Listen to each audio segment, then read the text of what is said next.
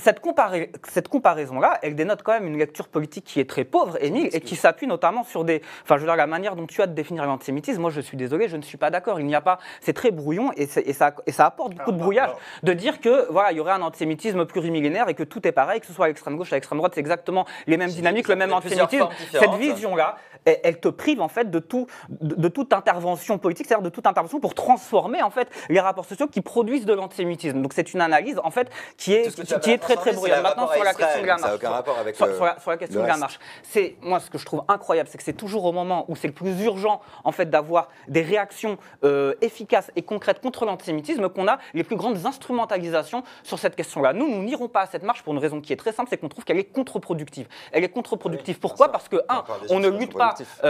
Oui, il faut lutter contre l'antisémitisme, mais cette marche-là est justement contre-productive de ce point de vue-là. Pourquoi ? Parce qu'on ne lutte pas contre l'antisémitisme en apportant encore plus de brouillage, de confusion et de tension. Or, accepter en fait de marcher avec le Front National, avec Éric Zemmour, c'est-à-dire avec des forces politiques qui plongent leurs racines dans la collaboration et dans l'antisémitisme, ça participe de ce brouillage. Deuxièmement, on ne lutte pas contre l'antisémitisme avec des responsables politiques, je parle de la droite, je parle de la Macronie, qui par ailleurs sont complètement étrangers historiquement à la question de la lutte contre l'antisémitisme, et qui par ailleurs participent de la racialisation des rapports sociaux en menant des politiques racistes, des politiques islamophobes notamment, mais pas que, et qui, en fait, font le tri entre les racismes contre lesquels on va lutter, contre lesquels on ne va pas lutter. Faire ça, en fait, c'est aller vers encore plus de dégradation, de ressentiment qui va se répercuter nécessairement dans ce contexte de tension, en partie contre les juifs, et on pense que de ce point de vue-là, on ne peut pas lutter contre l'antisémitisme avec des personnes